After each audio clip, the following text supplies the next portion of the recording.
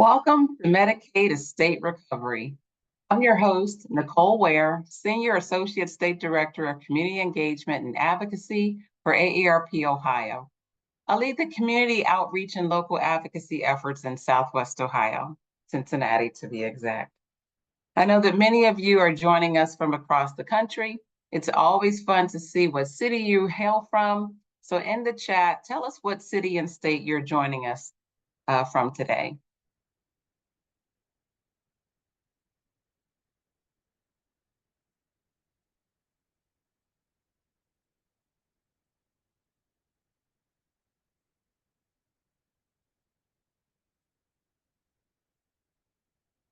There we go. Cincinnati, Louisville, Dayton, Cleveland. Oh, lots of people. Oh, there we go. Akron. I saw some people from Texas, Las Vegas, Nevada. Always very interesting. A lot of people from Ohio, OHIO. Washington. Well, welcome. So very glad to have you here. Before we begin, I'd like to walk you through how to engage with us during our time together. If you would move your mouse or your cursor across the bottom of the screen, you can see the Q&A icon. To ask questions later in the program, we will have an opportunity for you to ask our speaker questions. We want to ask you to put those questions there in the Q&A icons section so that we can easily identify your questions. But feel free to put all kinds of comments and thoughts in the chat. AARP has been working to promote the health and well-being of older Americans for 66 years. We recognize that many of you joining us today are or will be the family caregiver for your parent, spouse, sibling, or loved one. And you might be interested in what the financial impact of Medicaid estate recovery could possibly be for your loved one. So please feel free to share with them the recording of this presentation. In the coming days, you'll be able to view it on AARP Ohio's YouTube page, and we'll put that link for you in the chat. If you've joined us today, you're most likely interested in the financial well-being of yourself and your loved ones. So I want to make sure you are aware of a free resource that can help you take charge of your finances, from setting financial goals to saving for major upcoming expenses, to debt reduction, to managing unplanned expenses. It's AARP Money Map. AARP Money Map was established to help you with your savings plan and does not require AARP membership.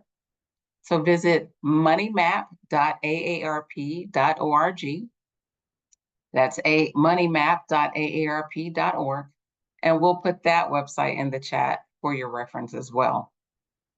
Now, it's my pleasure to introduce you to today's speaker, Miriam Sheline. Miriam is the managing attorney at Pro Seniors Incorporated, a legal assistance nonprofit serving older adults in Ohio. Miriam has been with Pro Seniors since 2003 and has presented seminars on Medicaid, consumer debtor rights, estate planning, advance directives, nursing home resident rights, guardianships, and grandparent rights. She has expertise with probate, real estate, and bankruptcy. And remember, you will have an opportunity to ask Miriam questions later in the program. Just be sure to put them in the Q&A icon to type for your questions. And also be sure to consult your lawyer or financial advisor regarding your personal situation. Miriam, welcome.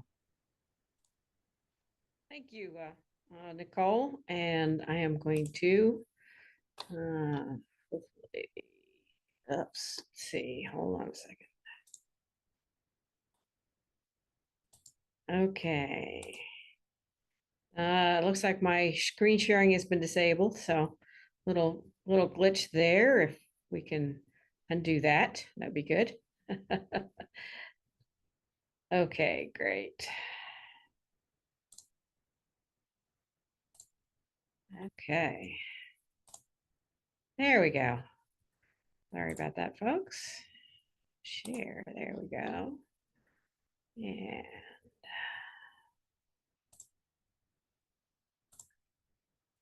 okay, so let's get started. Again, thank you, Nicole, and we're going to talk about this evening the mysteries of Medicaid estate recovery. Now, because we are based in Ohio, much of what we'll talk about is based in Ohio law. There are some general federal guidelines which we will go over, but each state will set its own rules with regard to Medicaid estate recovery beyond the certain exemptions and guidelines set out in federal law. Okay, so for our Ohioans, one of the services that Pro Seniors provides is a legal helpline. Any senior who's 60 or older and lives here in the state of Ohio, or anyone, a caregiver on behalf of that senior, can call our helpline and be scheduled with a telephone appointment with one of our helpline attorneys for free legal advice. And that number is there, 1-800-488-6070. Also, other resources for you. It's going to be from our website at proseniors.org when we talk about Medicaid and Medicare. If you go to our resources and click Medicaid, Medicare eligibility, that will take you to this page. If your question is about Medicaid rules, we have a link specifically to the Medicaid rules.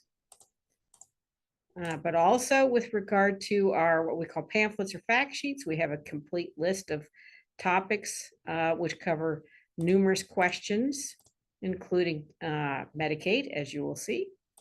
And if you click on that, that will take you to estate recovery, which is, again, our overall fact sheet, I think, to give you specific information, as we'll talk about a lot of it today. And you'll probably be saying, what did she say about that?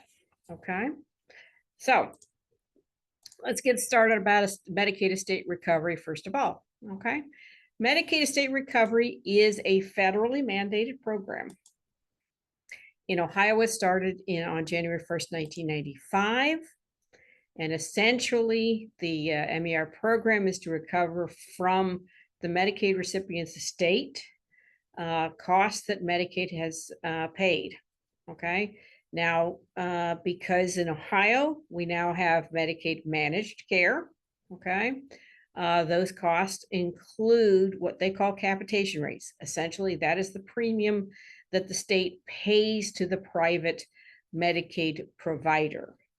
And so if they're paying a premium of $800 or $900 a month, even if the Medicaid recipient didn't receive those kind of services, that's what's going to be claimed in the estate recovery estate.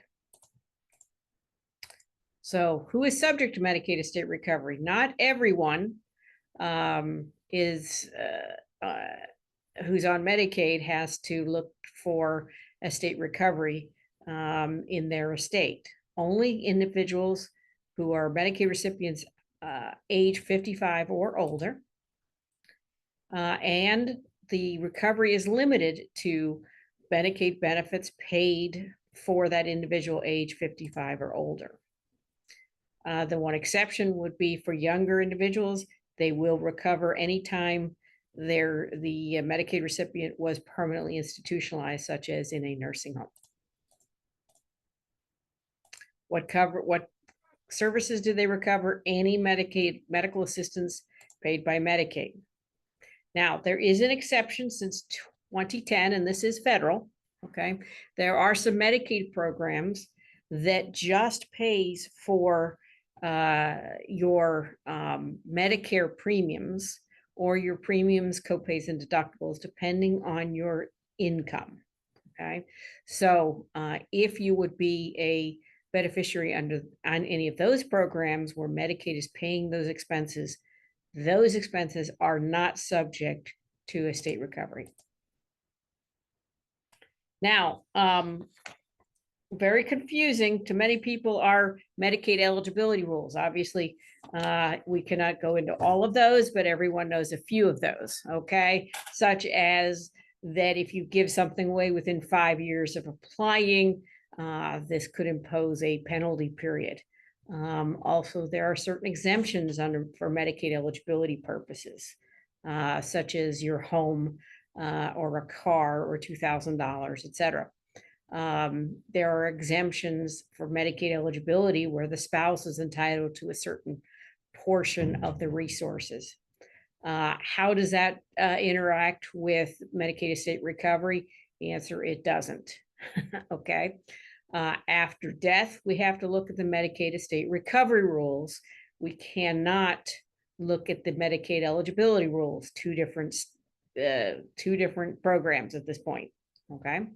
So, as I said, you have a transfer within 60 months of application. You may not have nursing home coverage. Has nothing to do with Medicaid estate recovery. Your home is exempt as long as you intend to return home. However, after you pass away, it could be subject to estate recovery. Certain resources allocated to your spouse, that does not continue after death for estate recovery purposes. So what do the Medicaid estate recovery rules provide? The only question is, what did the Medicaid recipient own at the time of death? If they owned anything, if their name was on title to anything, then that property could be subject to estate recovery. So this, basically, I have to explain a little bit. We get a little segue into our legal documents presentation, and that is what is probate property versus non-probate property. Okay, so probate is the process for transferring property owned by the decedent, which is not covered by some other kind of contract. So if you own a home, this is what you have a will. That will has to be presented to probate court, has to be accepted, and it is the probate court who then oversees the payment of the bills and the transferred assets. Okay, this is what's required for property that is not covered by some other kind of contract. Non-probate property means that there's a contract that says what happens to the property when you die. So joint and survivorship on your home, for instance, or designating a beneficiary on your life insurance. That contract says upon your death, this person will receive that property. Okay. That means it doesn't go through probate and essentially is not subject to creditors.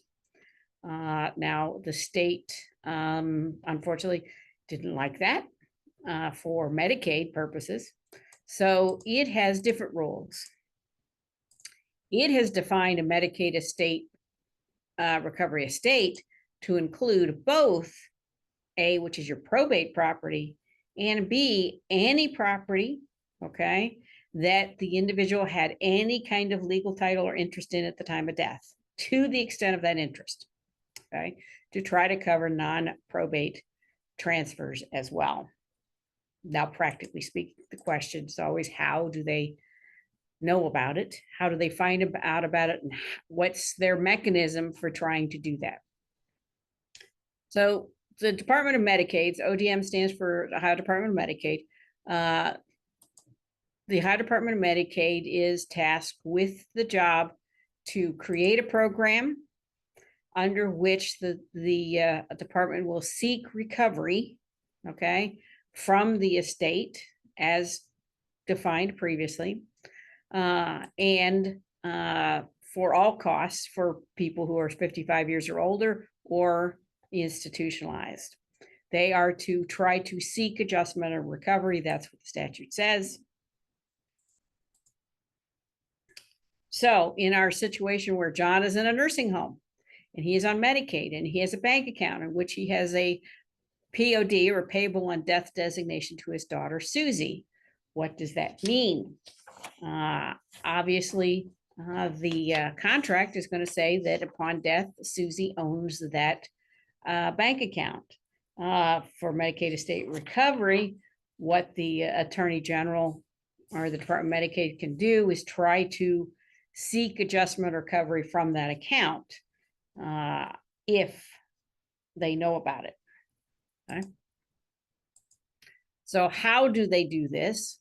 The Department of Medicaid certifies the amount owed and gives it over to the Attorney General, whose job it is to try to seek adjustment and recovery. The Attorney General does this by hiring private attorneys who are essentially debt collection attorneys to try to do so. Okay. And this is the Attorney General in Ohio who is in charge of that program. So how does the Attorney General do that?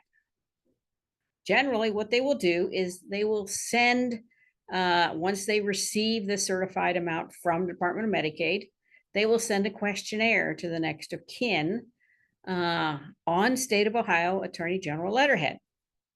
Okay. Because it's got the State of Ohio seal on it and it's from the Attorney General, the initial reaction from family, from friends, etc., is, I have to respond to this or else. Okay. That is not correct in this situation. Okay. The only person who has an obligation to respond, going back to our discussion of probate versus non-probate. Okay. The only person who has the obligation to respond is the one who is responsible for the estate, meaning appointed through probate court. Okay. They've got letters of authority or they're filing some speedier version of probate, which is a release from administration or a summary release. Okay. Now, as we sort of talk about in our legal documents, simply having a will does not make you the executor of the estate. Okay. Your will is your wish as to who you would want to be appointed of the executor of the estate if there's a probate estate. Okay. Therefore, if you are designated as the executor under the will, you have no authority based on the will. It would have to be submitted to probate. A probate estate would have to be opened, and then the court would appoint you the executor, at which point you now have authority. Okay. And you would have the obligation in this case to fill out the questionnaire. If you are the spouse or the surviving child of the Medicaid recipient, do you have the obligation? No, you do not. Okay. And that is, contrary to what we always think if we get some letter from the government. Okay. This is the exception. Okay. So going back to a little bit of what we talked about for Medicaid eligibility. Under eligibility rules, there are proper transfer rules. So for instance, with the home, if the spouse is in the nursing home, he can transfer the home, okay, to his spouse who's living in the community. That's a proper transfer, and it will not affect his Medicaid eligibility. He can transfer it to a child who is under 21 or permanently and totally disabled as defined under Social Security. Okay. Similarly, under eligibility rules, there is an exception for siblings. If siblings, if brother and sister live in the home together, they contribute equally to the expenses, and they've done this for at least a year before institutionalization. Medicaid rules in Ohio allow the sibling who's now in the nursing home to transfer the home to the community sibling. There is also an exception, again, for Medicaid eligibility for an adult caretaker child who continuously resided in the home for 2 years before institutionalization and provided sufficient care, which permitted the individual to reside at the home for those 2 years rather than in nursing home or under a waiver program like Passport, basically nursing home care that Medicaid pays for. So these are Medicaid eligibility proper transfers during the lifetime of the Medicaid recipient. However, none of those authorize transfer after death. Medicaid eligibility rules, remember, do not apply. Instead, you have to look at the estate recovery rules. But what is the takeaway here? If you have done the transfer during lifetime, community spouse is nursing, where the institutionalized spouse is in a nursing home and the home is joint with a community spouse. During his lifetime, okay, Medicaid authorizes the institutionalized spouse to transfer the home to the community spouse. At that point in time, what interest did the institutionalized spouse have when he dies in that home? The answer is none. Okay? Therefore, the home is not a subject to estate recovery. Okay? The same with any of the assets which are authorized to transfer to the spouse. Okay? What happens after estate recovery? There are some exceptions. The main two are no adjustment or recovery while the spouse is alive, period. And I believe this is also for those out of state. This is federal, okay? There can be no estate recovery. There can be no collection against the community spouse, okay, after the institutionalized spouse has died, okay? There can be recovery in the spouse's estate, but that's going to be limited to the property the community spouse inherited through probate or non-probate, inherited for the institutionalized spouse. So if you have transferred the home before his death, there is no estate recovery on the home. Okay.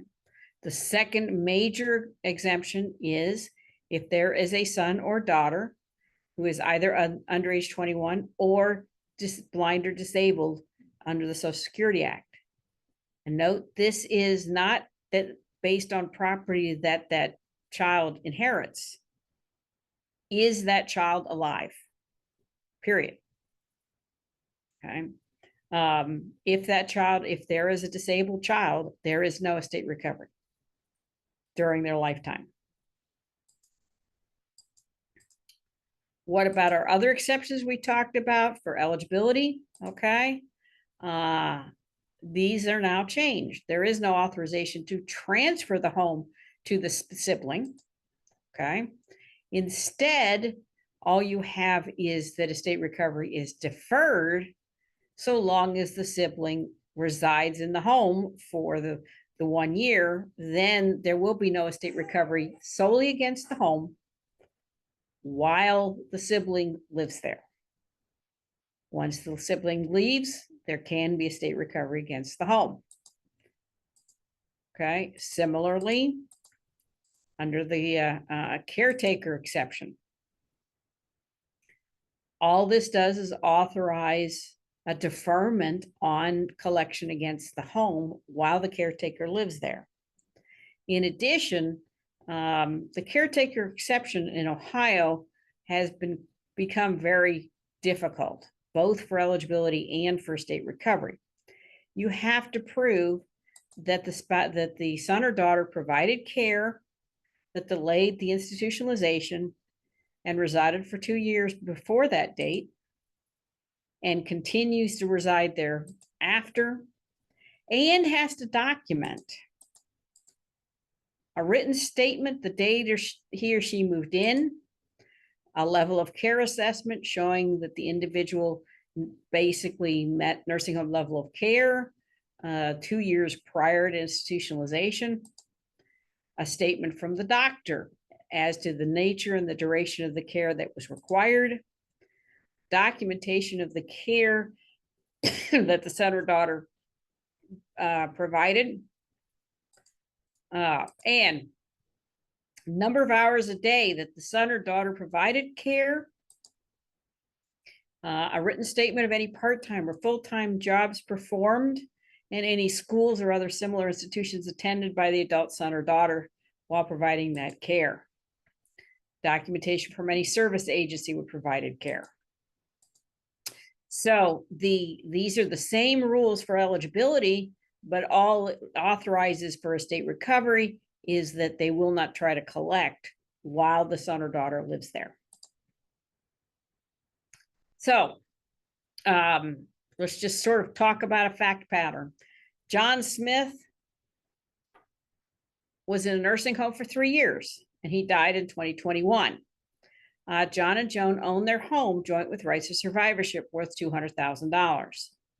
He had no other property.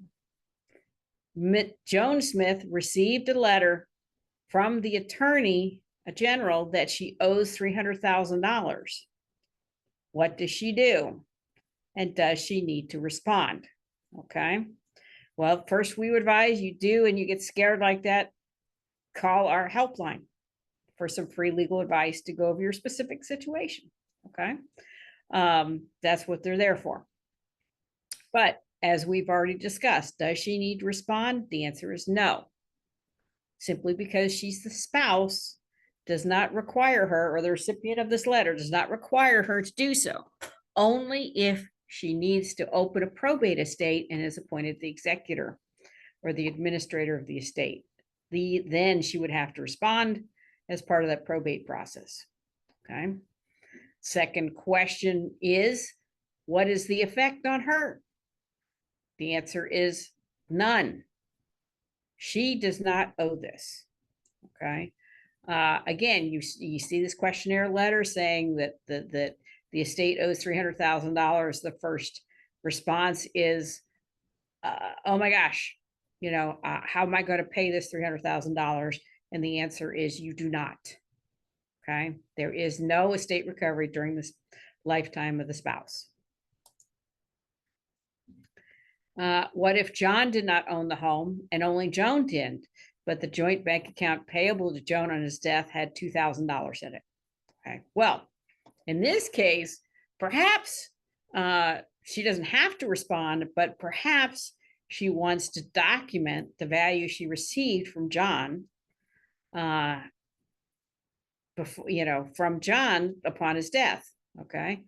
Why? Because Medicaid Estate Recovery, when she dies, is going to file a claim saying, oh, our claim is $300,000, right?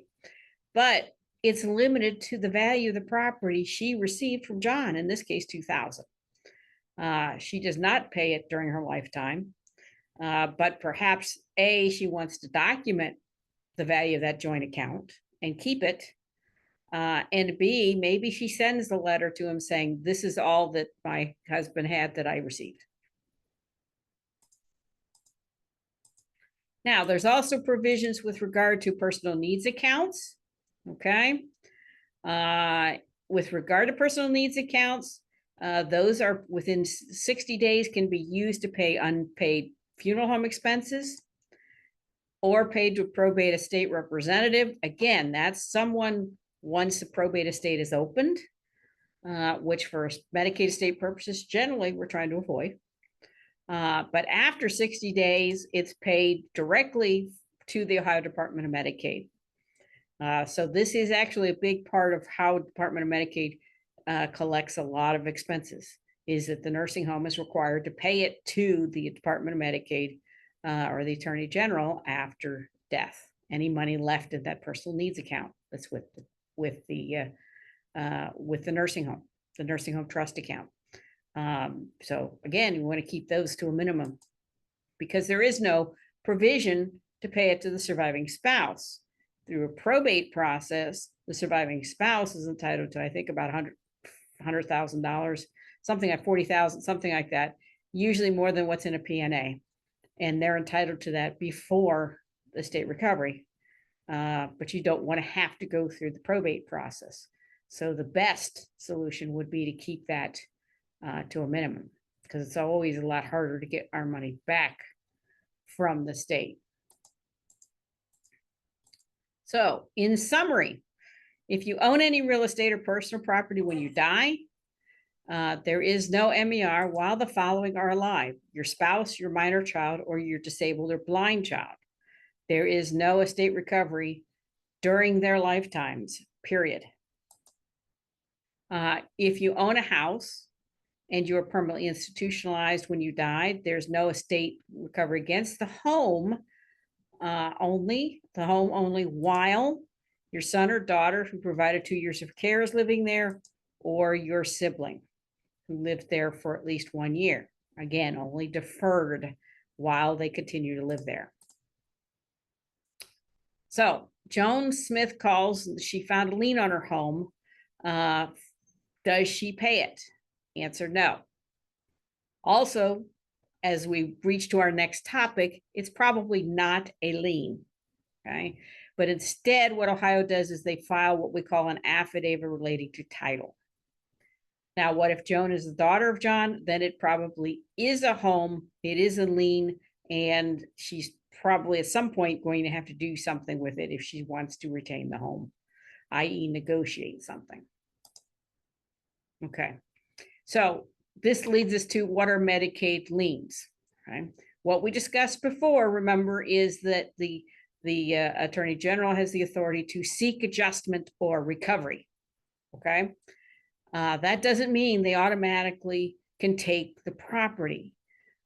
What does that with regard to real property is what we call a lien, okay? There has to be a specific statute that authorizes the lien, and it's governed by that statutory language. Okay, so with regard to Medicaid liens, there cannot be a lien imposed on the property of the individual before their death, okay? And even then, they can impose it if you're permanently institutionalized. However, you cannot impose it if the spouse is living there, the disabled child is living there, or the sibling who has equity interest. There can be no Medicaid lien imposed. How is that? How is it created? Like I said, it's not automatic. The Medicaid director has to sign a certificate that says this is essentially a certificate of lien, and has to file it with the recorder's office, at which point it then becomes a lien on the property of the Medicaid recipient. Okay. However, it has to dissolve upon the Medicaid recipient's discharge from the home or the institution and returning home. So generally speaking, they will not put the lien on even for a nursing home recipient, because if they should go home, they have to take that lien off. And so the state does not do that. What about this affidavit of fact relating to title? So an affidavit of fact relating to title is frequently put on property where it was joint survivorship with the surviving spouse. This is not a lien, but the purpose of this is to state facts relating to the title of the property, okay?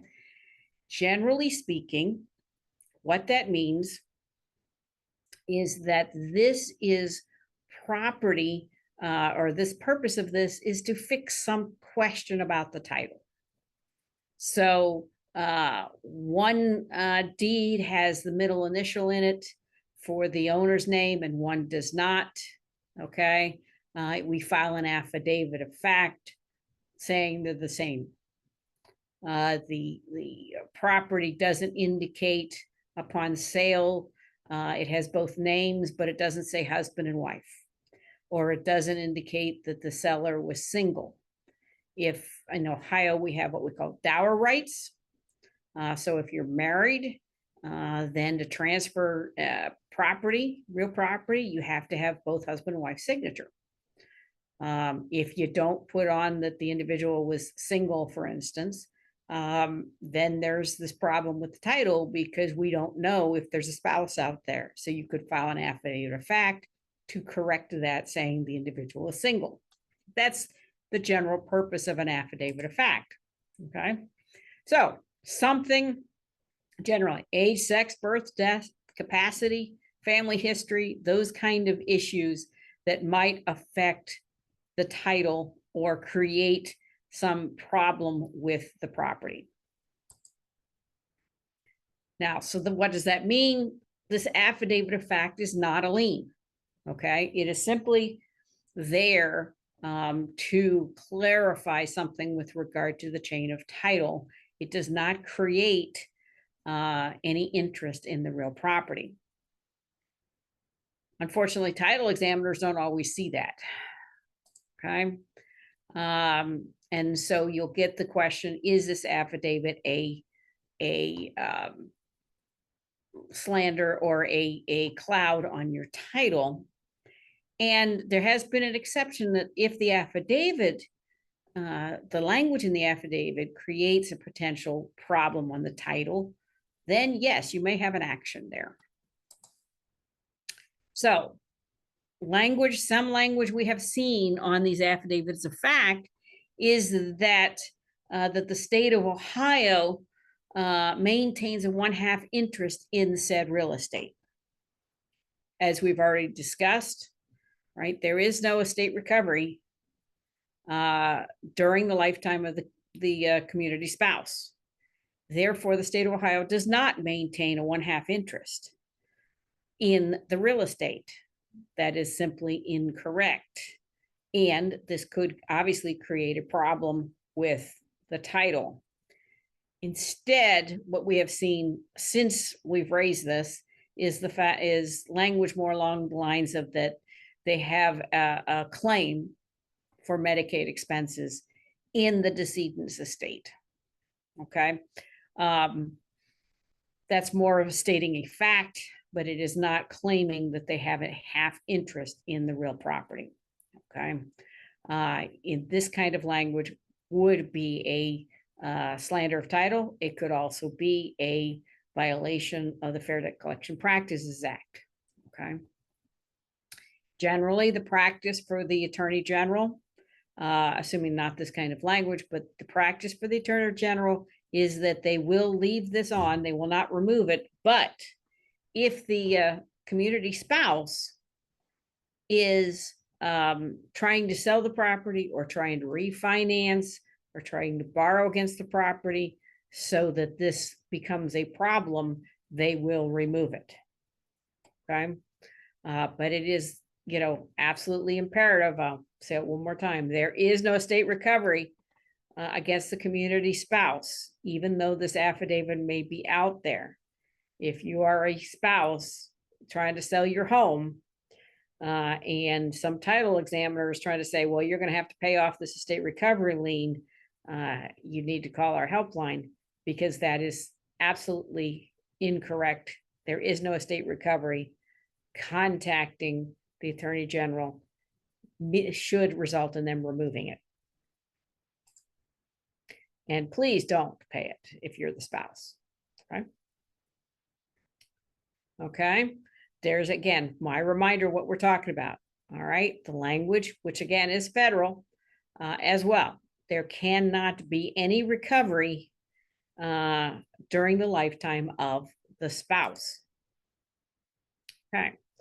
So John Jones is on Medicaid. He received a notice that they're putting a lien on his house. He is single and never been married. Okay. He has probably not received a notice that they're going to put a lien on his house.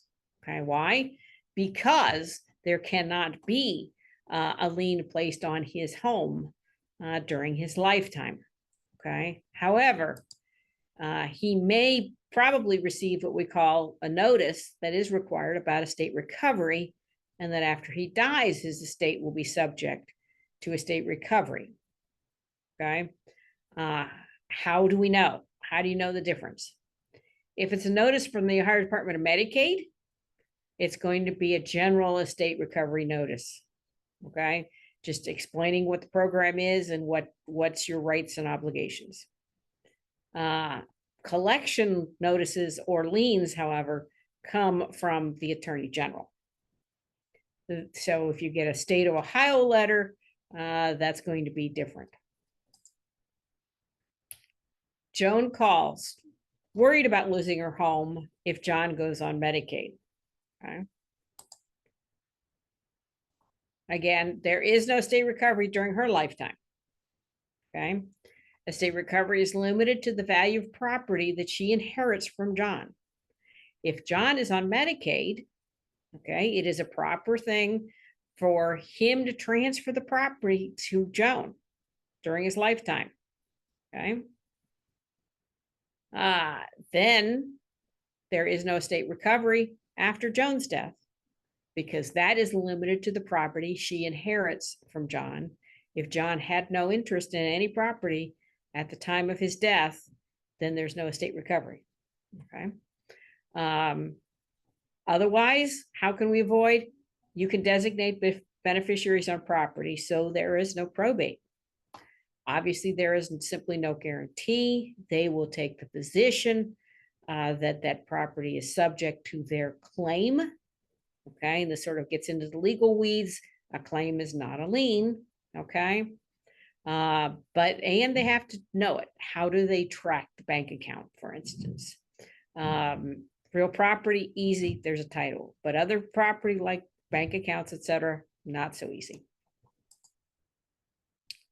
Okay, if all else fails, there is a provision, there is for undue hardship. Okay, so with regard to undue hardship, there is a program. Okay, and there is a request process. The problem, of course, is that it is basically in the sole discretion of the Ohio Department of Medicaid.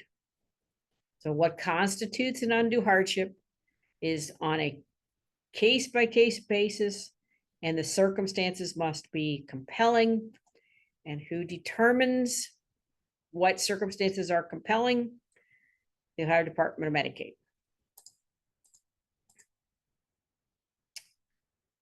And certainly a waiver does not necessarily mean they'll waive it. Okay. They could say, okay, we just will defer recovery for a period of time. They will postpone recovery.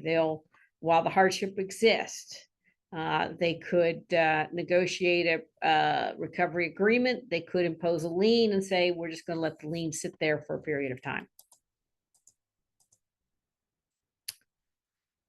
It can be requested by an heir or an individual with an interest in the property who is going to suffer the undue hardship.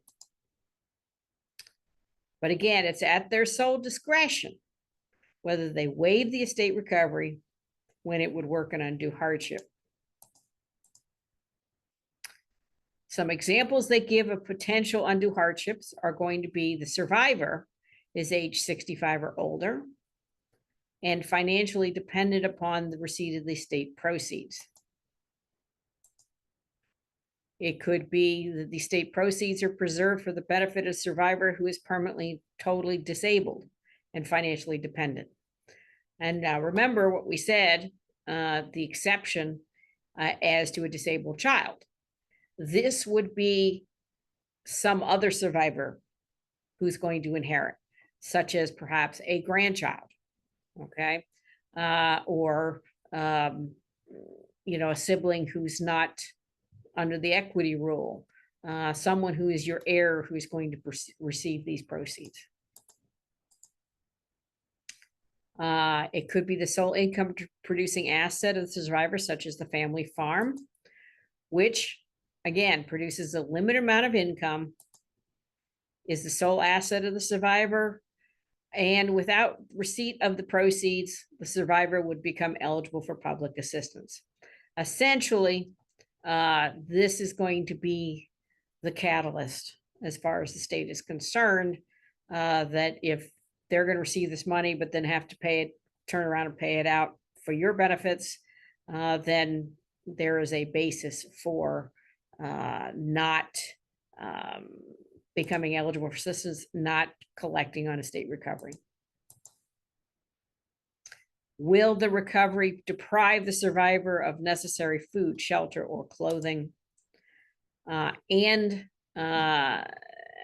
you could prove that by clear and convincing evidence. Now, what that means is something higher than the civil standard of 51% or preponderance, but lower than the criminal standard, okay? that you have to provide this evidence that you contributed financially to the deceased individual, essentially creating an equity interest in the property. Example would be showing that you were making the mortgage payments, for instance, on that property. Okay, so John Jones was in the nursing home Medicaid.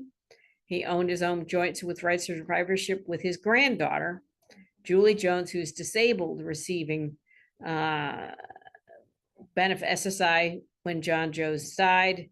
She discovered that the AG had recorded a lien against the home. Since she is the granddaughter, okay, this is not exempt automatically under federal or state law, okay, but it may fit then under the hardship provisions. Okay, she is financially dependent upon the estate, but there's no guarantee. It's totally in their discretion. And could be, rather than waive the claim, they put a lien with no collection until she either moves or dies, for instance. What is not eligible for a waiver? They will not grant it if the individual created the hardship through estate planning processes in order to divest themselves of the property. When the undue hardship will result in the payment of claims to other creditors with lower priority. So they're not going to waive their claim if this means some other creditors are going to get paid instead in the probate process. You have to request it in writing within 30 days, and it cannot be requested by a creditor. Within 60 days, they'll notify the applicant whether the waiver has been approved in full, in part, or for a limited time. But failure to meet that deadline does not mean it's an automatic decision in your favor. If not approved in full, the applicant may, within 30 days, request the director to review, and they will review only those portions that were denied. Again, we'll notify within 60 days. But again, it's totally within their discretion. Okay, so I know we've gotten to our questions section. I will just flip before we get to that just a little bit again about our services. Okay, our senior legal helpline. Any senior 60 or older who lives here in Ohio can call our intake line, and the intake will take some basic information, get you scheduled for a telephone appointment with one of our attorneys for 30 minutes. Our helpline hours are open from 9 a.m. to 3 p.m. And generally speaking, we're scheduling a couple of days out. Okay, it is free.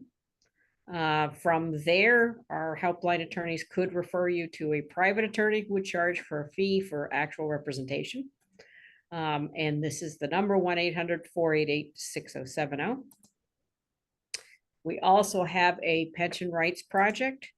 These are pension attorneys that help specifically with pension issues.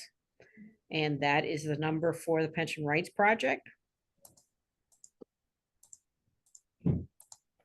Then there's also the Senior Medicare Patrol. These are volunteers that are trained to help stop Medicare fraud and scams by educating others. They do outreaches all across the state. If you need some advice or assistance on there, that is their 1-800 number.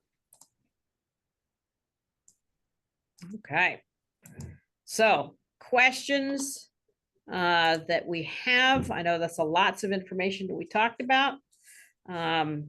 So I see 15 questions. So Thanks, Miriam. Yes, Yes. so we're gonna probably start getting a lot of questions in the chat. And the reason why we ask you to put your questions in Q&A is because it's like segmented there and we won't miss it with amongst all the other comments that are in the chat. So if you would please put your questions in the Q&A section. So let's get started. I know you can see the questions. I'm gonna try to help you manage them, and let's just take it from the top. And there are some people also listening, dialing in by phone, so I want to make sure we read the question as well. Is institutionalized refer to nursing homes only, or is it skilled nursing facilities or assisted living facilities also included in this term? Okay, so yes, this would include assisted living facilities where you are on Medicaid. Okay, so assisted livings in general are not covered by Medicaid except when you're on what they call a waiver program. It would include, when we say home and community-based services waivers, it would include things like the passport program as well. Okay, so any expenses that you that Medicaid pays for under any of those programs would be subject to estate recovery. Okay, cool. Thank you.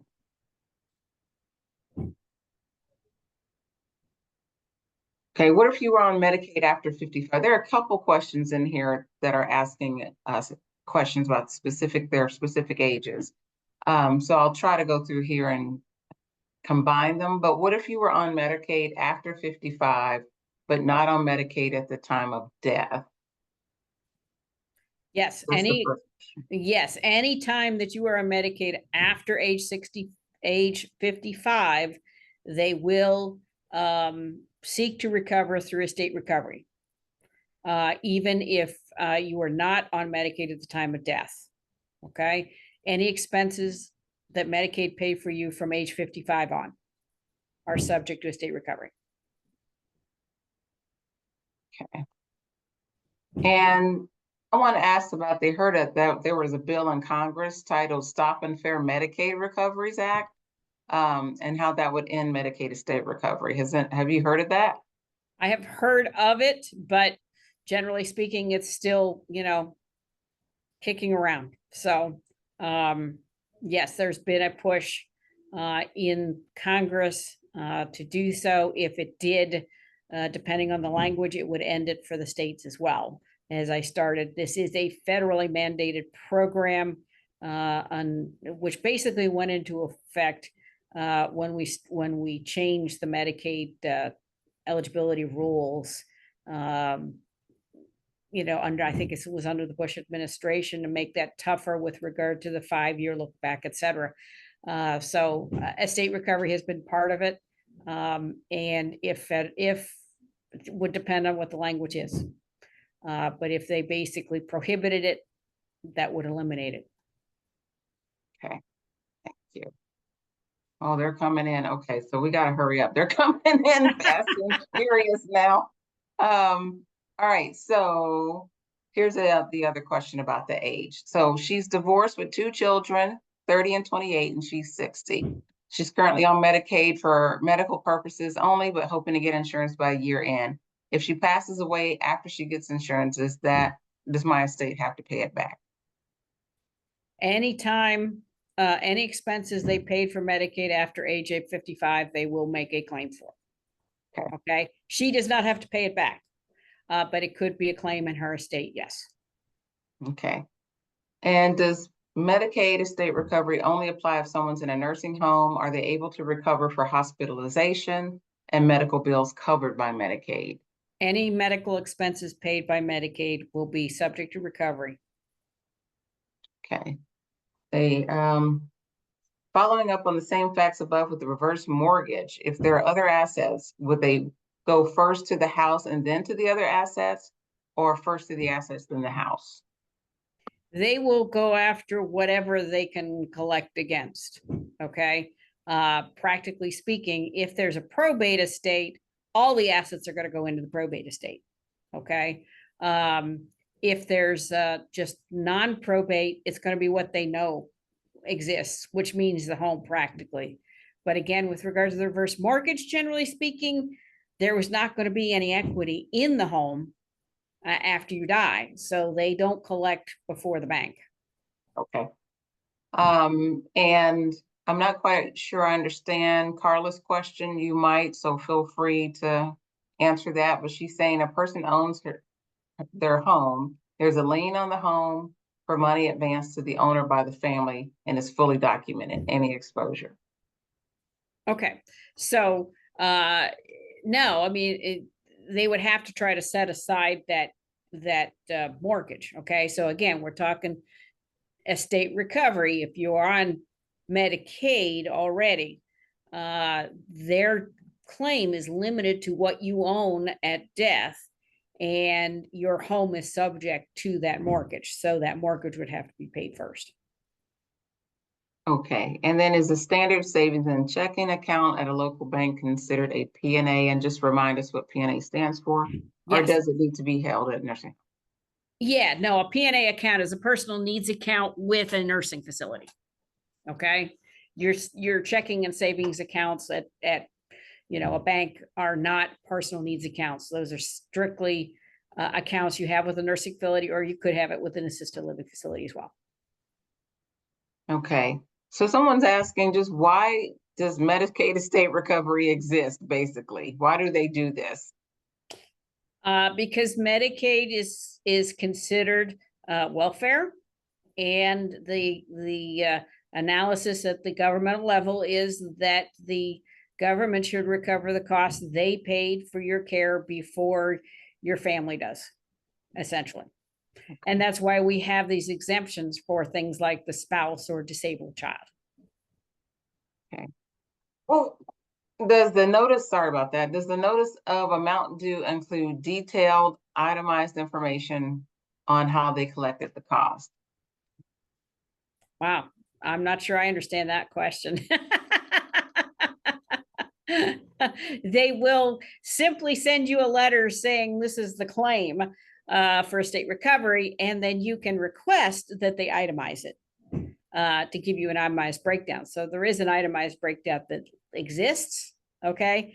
But generally speaking, all the attorneys, the attorney general will do is send this letter saying, we have a claim in the amount of. Okay. Okay, and so this is a good question. Is real property treated the same under MER if it is in a trust? The answer, potentially, it depends on what the trust says. Okay, because if the Medicaid recipient had an interest in the trust and they were a beneficiary under that trust, then the attorney general will take the same position that their interest is limited to the value of that interest. Okay, so it would basically have to be a trust in which the Medicaid recipient was not in any shape a beneficiary, which essentially is what we were talking about before. If you have a community spouse, transfer it to the community spouse. Mm-hmm. Same idea. Okay, so this next question, I'm going to interpret what they're asking. They're probably wondering how liable or how much are they at risk of actually having their estate recovered? So how successful have states been at recouping these dollars? In Ohio, it's in the millions. I do not have the exact number. Okay. So many states, yes, they collect, and like I said, in Ohio, the most successful, okay, has been those personal needs accounts with the nursing homes, because that's a automatic pay. You know, those couple $100 for 50,000 nursing home residents adds up. Okay. Are IRAs with beneficiaries exempt? Okay, so that gets back to our practical versus what the law actually says. So will the state recovery say they have a claim? Yes. Will they know about it or be able to find it in order to make a claim? And do they have the legal mechanism in order to do so with regard to an IRA? Probably not. right? So again, the only rule is, what did the Medicaid recipient own when they died Okay. for their claim? So somewhat of a similar question before, but with a nuance. Laura has an adult child who's receiving SSI, and the child would not be able to handle their finances. She has a special needs trust. Will that be recovered? No, because that is going to be a special needs trust for the benefit of that child. Now, part of the issue with regard to special needs trust for the child to be exempt is that also is going to require that the state be the beneficiary. Okay. And therefore, with that special needs trust, putting the property into the trust for the child, totally exempt. Okay. No estate recovery. And whether you put it in or not, in that case, let's say you leave it to the other child, as long as you have an adult disabled child who is alive, there is no estate recovery against any property that you owned at death. Okay. Okay. So just I can answer the next couple of questions. We're only having one session on Medicaid Estate Recovery today. We are recording it. In the coming days, it will be on our YouTube page. So feel free to refer to that for any refreshers. And then for, are there other legal helplines in other states? So Miriam, I recall, and maybe one of our virtual assistants can look on your website under the resources and fact sheets, there are resources for other states. And so if we can get that link and put it in the chat, that might help you get to your pro seniors in your state, your legal assistance for older adults in your state. And also we have in the chat the national resource on Medicaid estate recovery. We'll put that in the chat again as well, so that you can get help where you are. Is there a statute of limitations on Medicaid estate recovery? If you open up a probate estate, they have to file their claim within 4 months, or 1 year from date of death, whichever is later. So our Ohio courts have determined that to mean essentially until you open a probate estate and send notice to the Attorney General, there is no statute of limitations. Okay. So Miriam, there are still 26 questions and we are scheduled to go to 7:15. So here's a couple of options for you. You can summarize some of these. I know you can see the questions. If you see some you really just want to answer, feel free. We likely will not be able to get to all the questions, but feel free to also take advantage of calling Pro Seniors Helpline and scheduling that 30-minute session. Correct. So that you can get your questions answered. So we'll get to as many as we can, and we'll go for Absolutely. a few more minutes. All right. Okay. So Pam asked about automobiles. That question you're talking about is exempt for estate recovery. Okay. Or I'm sorry, is exempt for Medicaid eligibility purposes. Okay. And the property is not going to be subject, is exempt from Medicaid eligibility. If you sell it, then he has to be under a certain amount for Medicaid eligibility to maintain it, obviously $2,000. Okay, so it's really a Medicaid eligibility question. Okay, if he still owns the automobile after he dies, the answer is yes, they can make a claim. Okay. Let me ask you Laura's question. With regard to Jean, if you go to our website, proseniors.org, and it'll be in my PowerPoint, which will be in the presentation, that'll give you all those phone numbers. Okay. Can you jump to Laura's question, Veridelis? Laura, gotcha.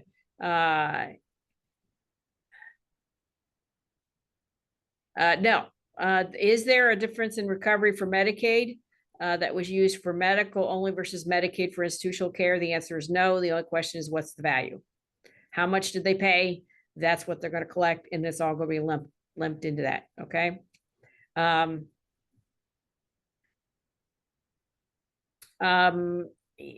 let's see. Ooh, Patricia Oftenberg has a good one. Patricia, here we go. So the condo where my disabled daughter and 22-year-old granddaughter live, the three of us have our names on the deed with rights to survivorship. I do not live in the condo. What problems do you see in the future when if you go on Medicaid? And the answer is going to be with regard to your disabled daughter, it is exempt during her lifetime period. Okay. And it doesn't matter that part of it is owned by the granddaughter. Now, upon your disabled daughter's death, however, there could be a claim if you were on Medicaid for your 1/3 at the time that you died. Okay. But there cannot be any during her lifetime. Okay. Let's go to the next two after that. They're good. Karen, is there a way to find out how much Medicaid has paid toward my bills? You can contact the Ohio Department of Medicaid. Generally speaking, they don't actually tabulate any of those until after death. So you can certainly ask. Okay. Pam asked intent to return home. That is a Medicaid eligibility question. And yes, it has to be submitted annually in order to exempt the home.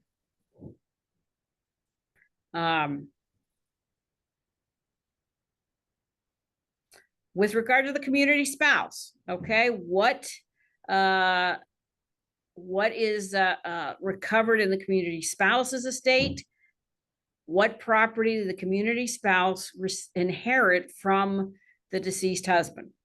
Okay, that's what's subject to estate recovery. Unfortunately, the community spouse's estate is going to have to document that in order to show what it was. That's why I would, urge, like with regard to the home, to do those proper transfers to the community spouse before the death of the institutionalized spouse.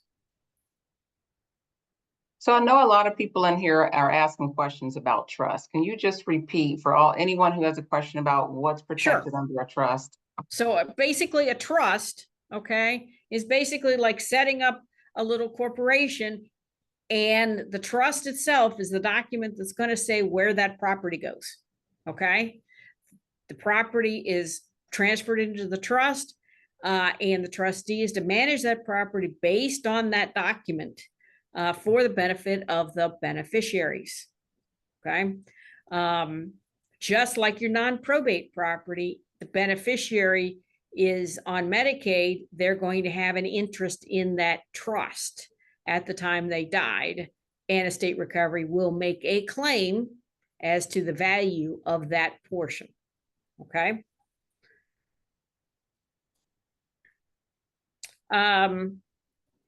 Thomas asked about Social Security deposit into a personal savings account. I would basically continue to manage that through the savings account as opposed to a P&A account. Okay. Because that's going to be easier for you to access as whoever's on that account, okay, to use for that benefit, as opposed to the P&A, which is going to be under the control of the nursing home. Okay. We're going to have to let that be the last question so that we can end on time, but it's always a pleasure having you, Miriam. People are always sure thing. You fill the Q&A up like absolutely. And of course, remember, we do have our teletown hall, right? Yes. Where you could call in. And obviously, if you're here in Ohio, feel free to call our 1-800-488-6070, okay, between 9 and 3. Don't rush tomorrow. We have a little event till 10:30 is when the intake gets opened. And the intake is going to ask you some questions and get you scheduled with a helpline attorney within a day or two. So I can't answer them all here on the Q&A or even our teletown hall next week, right? Next Tuesday at 10. And that's always been next Tuesday at 11. Oh, sorry, 11. Why did I say 10? I don't know. Sorry, next Tuesday at 11 from 11 to 12. That is correct.